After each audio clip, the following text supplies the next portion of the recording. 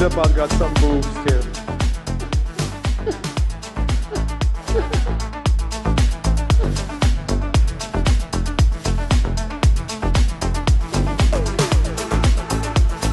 So this is essentially the same full self-driving computer that runs in your Tesla cars, by the way.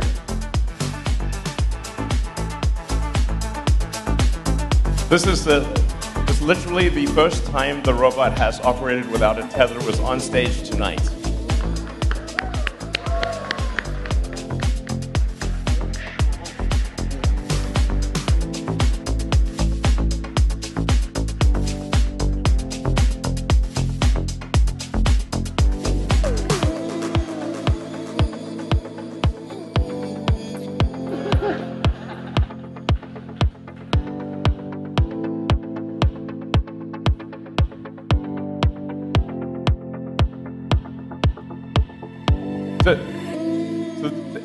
So the robot can actually do a lot more than we just showed you. We just didn't want it to fall on its face. So we'll show you some videos now of the robot doing a bunch of other things, yeah, which are less risky. Yeah. We should close the screen, guys. Yeah.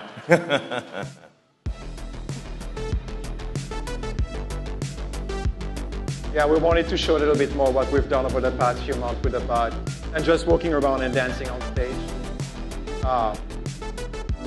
Just humble beginnings, but you can see the autopilot neural networks running as is, just retrained for the bot directly on that new platform. That's my watering can. Yeah, when you see a rendered view, that's the robot. That's the world the robot sees. So it's very clearly identifying objects. Like this is the object it should picking it up. Yeah. We use the same process as we did for Autopilot to collect data and train neural networks that we then deploy on the robot. That's an example that illustrates the upper body a little bit more. Something that we'll try to nail down in a few months, over the next few months, I would say, to perfection. This is really an actual station in the Fremont factory as well that it's working at. Yep. So.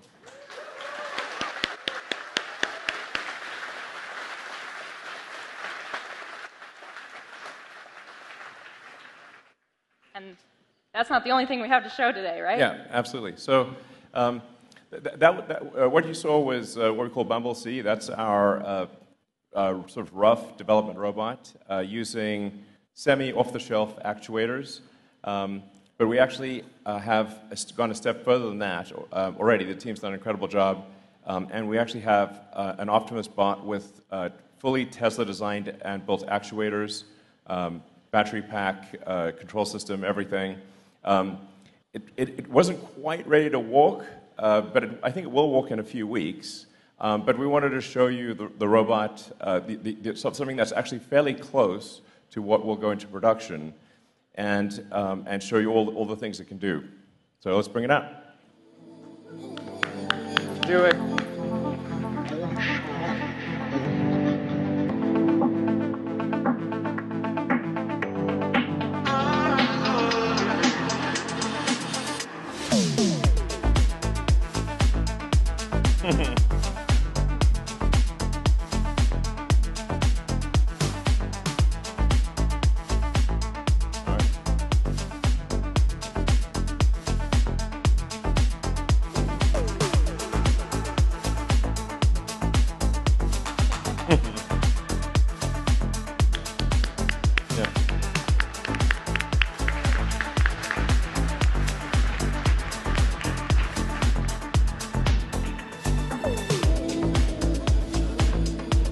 So here you're seeing Optimus with these are with the degrees of freedom that we expect to have in Optimus Production Unit 1, which is the ability to move all the fingers independently, to have the thumb have 2 degrees of freedom, so it has opposable thumbs, and both left and right hand, so it's able to operate tools and do useful things. Our goal is to make a useful humanoid robot as quickly as possible.